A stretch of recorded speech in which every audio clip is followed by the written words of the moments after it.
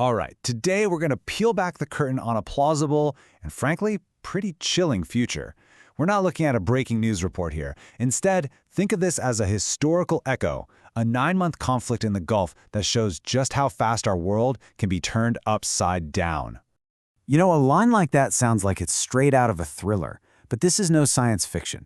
This whole scenario is the result of some really intensive wargaming by strategic experts. They've mapped out all the knock-on effects, and what they found is a future that feels, well, eerily familiar. Let's dive in and find out why. So, to understand the fire, we first have to look at the spark. In this hypothetical conflict, it doesn't start with a whimper. It starts with a bang, right in early 2026. Okay, so it kicks off with what seems like a pretty conventional set of strikes. But Iran's countermove? That's the game changer. It's a classic case of turning geography into a weapon. By sealing off the Strait of Hormuz, they pivot the entire conflict.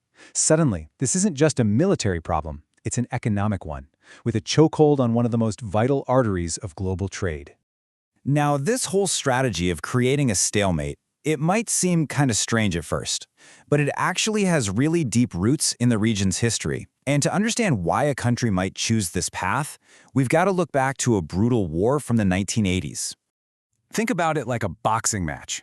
The U.S. strategy is often like a heavyweight fighter, always looking for that quick, decisive knockout punch.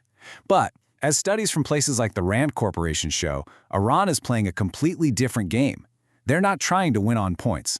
Their goal is just to stay in the ring for all 12 rounds and wear out their much stronger opponent. This concept is absolutely crucial. It's called asymmetric warfare. And the analogy here is perfect. It's like a judo master using an opponent's own size and momentum against them. You're not meeting force with force. You're using unconventional tactics, proxies, cyber attacks, economic chaos to turn your enemy's biggest strengths into their biggest weaknesses. And what you get is this, a classic war of attrition. It becomes a brutal contest of who can endure the most pain. This is a direct echo of the Iran-Iraq War in the 1980s, a devastating conflict that had no clean victory. It just bled both countries' economies and people completely dry over 8 very long years. So, here's the crucial point. A military mess like this doesn't just stay in the desert. It creates these massive ripple effects that travel all the way back home to us, kind of like an economic ghost from a crisis that happened 50 years ago. According to the International Energy Agency, the Strait of Hormuz is pretty much the jugular vein of the world's energy supply. We're talking about a fifth of all the world's oil and a fifth of its liquefied natural gas passing through that tiny channel. So when it gets squeezed, the entire world feels the pressure. And the first and most immediate shockwave? The price of oil. To give you some context, we're often used to prices floating between $70 and $90. But in this scenario, projections from places like Chatham House see it blowing way past the $100 mark. And that triggers a global energy shock. And here's why that matters to you and me. In the US, the Energy Information Administration figures that shock translates directly to about a 40-cent spike at the pump. All of a sudden, your commute to work, every package that gets delivered, even the groceries on the truck, everything costs more. This brings back that economic ghost from the 1970s oil crises, stagflation. It's a really nasty economic trap.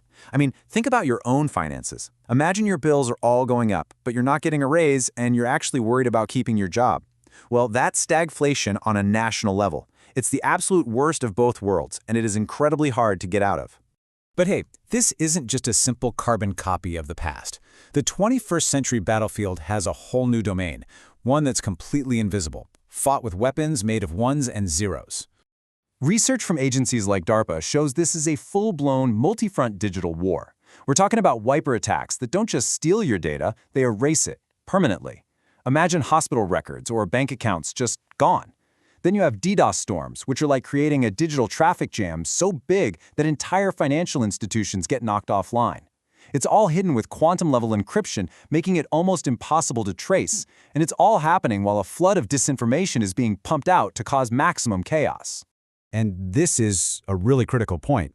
This cyber campaign, it isn't just about breaking technology, it's psychological warfare. The real target isn't a power grid or a bank's server, it's our trust. Our trust in our own institutions, our trust in the information we see, and our trust in our own government. So, let's add it all up. After 9 months of a military stalemate, 9 months of economic pain and 9 months of this invisible digital war. What does our world actually look like? Well, let's take a look at the plausible nightmares that these war games projected. These speculative scenarios show a clear, escalating spiral of consequences. The Strait stays closed. Then oil doesn't just pass $100, it could hit $150.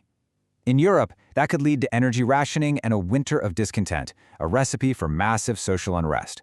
And back in the US, that stagflation we talked about, it's not just a threat anymore, it's here. For America, this isn't some distant headline anymore. It's a direct hit to jobs, to savings. Projections show inflation spiking to 5%, way higher than the 2% target, and unemployment climbing up towards 6%. And in real human terms, that means millions of people losing their jobs and a higher cost of living for absolutely everyone, essentially wiping out years of any economic progress. And that's really the key takeaway here. The true cost of a conflict like this goes way beyond the numbers on a spreadsheet. The real bill is paid with things you can't put a price on: the strength of our alliances, the stability of governments, and the resolve of all of us. And that leaves us with one final, pretty chilling thought. 9 months? That's just a threshold. It's a snapshot of a world under an incredible amount of strain. But what lies beyond that threshold? What happens in month 10, or month 12, or even 24? Well, that remains the great unknown.